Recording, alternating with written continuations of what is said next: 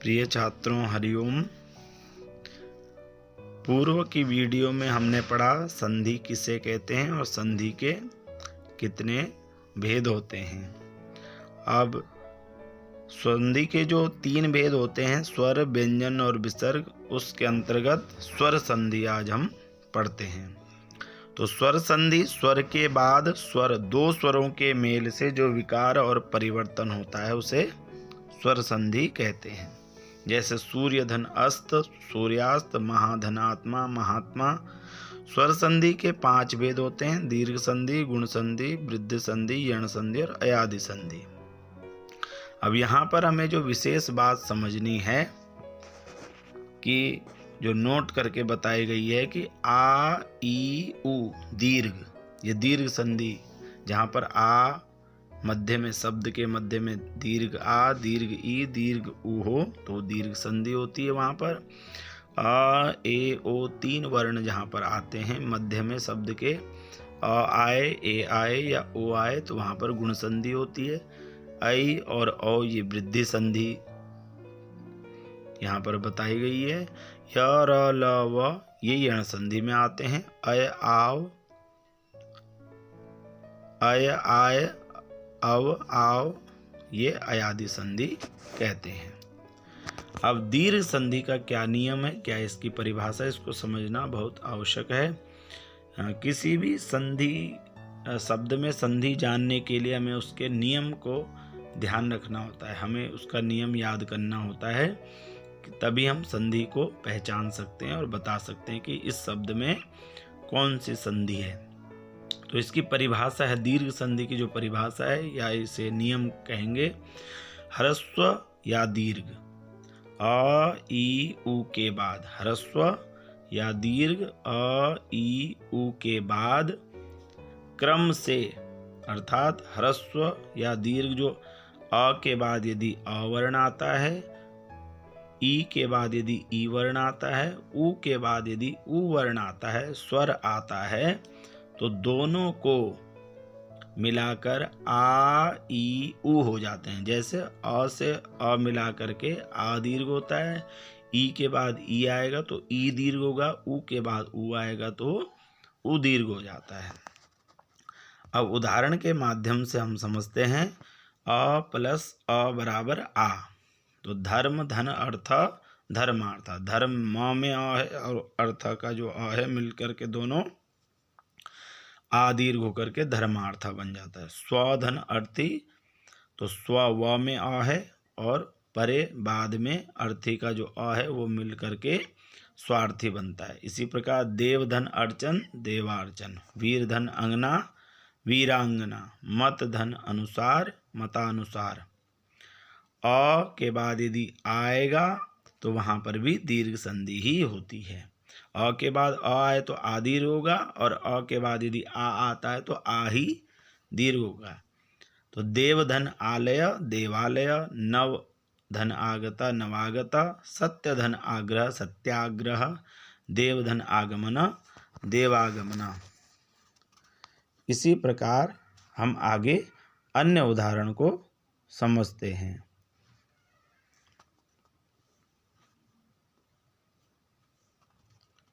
छात्रों,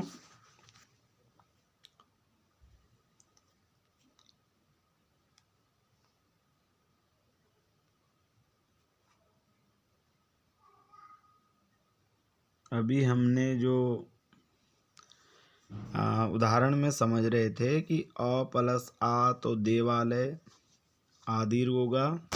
अब यदि पूर्व में आ है और बाद में अ है तो वहाँ पर भी आ ही दीर्घ होगा। जैसे परीक्षा धन अर्थी, तो अक्ष में आ है और पर में जो अ है तो आ और अ मिल करके यहाँ पर आ दीर्घ होकर के परीक्षार्थी बन जाता है। सीमा धन अंत, सीमांत, तो सीमा में म में आ है और अंत का अ है, तो पूर्व में आ और पर में अ रहने पर भी दीर्घ संधि होती है। दिशा धन अंतर, दिशांतर। रेखा धन अंश, रेखांश। अब आ धन आ के बाद यदि आ वर्ण आएगा तो भी आदीर्घ होता है। जैसे महाधन आत्मा महात्मा दीर्घ संधि है। विद्याधन आलय विद्या में आ है और पर में आ है तो विद्या प्लस आलय विद्यालय दीर्घ संधि। वार्ताधन आलाप वार्तालाप। महाधन आनंद महानंद। अब जो दूसरा यहाँ पर है उदाहरण, ई के बाद यदि ह्रस्व ई आता है तो दीर्घ ई वहाँ पर दीर्घ संधि हो जाती है। ई के बाद ह्रस्व ई आने पर ई दीर्घ होता है।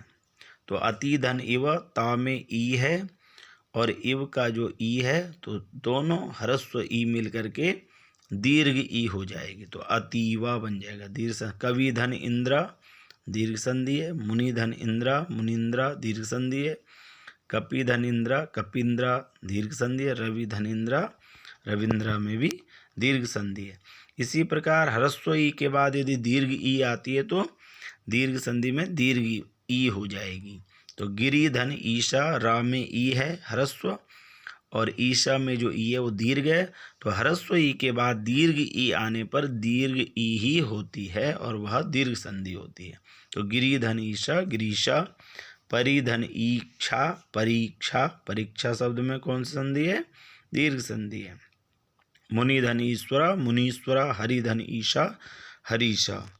अब दीर्घ ई के बाद ह्रस्व ई आएगी तो दीर्घ ई ही वहाँ पर होती है। मही धन इंद्र ह में दीर्घ ई है और इंद्र का जो ई है वो ह्रस्व है, तो दोनों मिलकर के दीर्घ ई हो जाएगी, तो महींद्रा रूप बनेगा। योगी धन इंद्र योगींद्र। शची धन इंद्र शचींद्र। लक्ष्मी धन इच्छा लक्ष्मी इच्छा। अब दीर्घ ई के बाद यदि दीर्घ ई आए तो वहाँ पर दीर्घ ई ही होती है। रजनी धन ईशा रजनीशा। योगी धन ईश्वर योगीश्वर। जानकी धन ईशा जानकीशा। नारी धन ईश्वर नारीश्वर। अब यहाँ पर ऊ अ ई ऊ।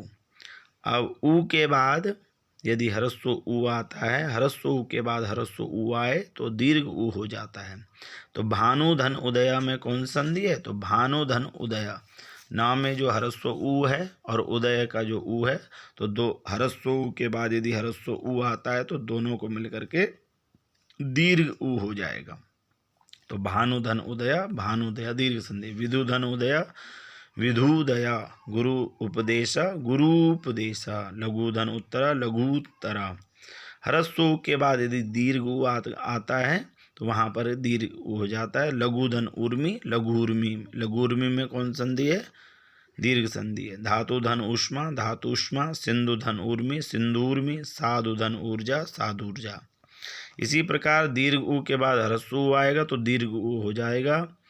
वधुधन उत्सव वधुत्सव। भूधन उत्सर्गा भूत्सर्गा। वधुधन उपकारा वधुपकारा। भूधन उद्धारा भूद्धारा।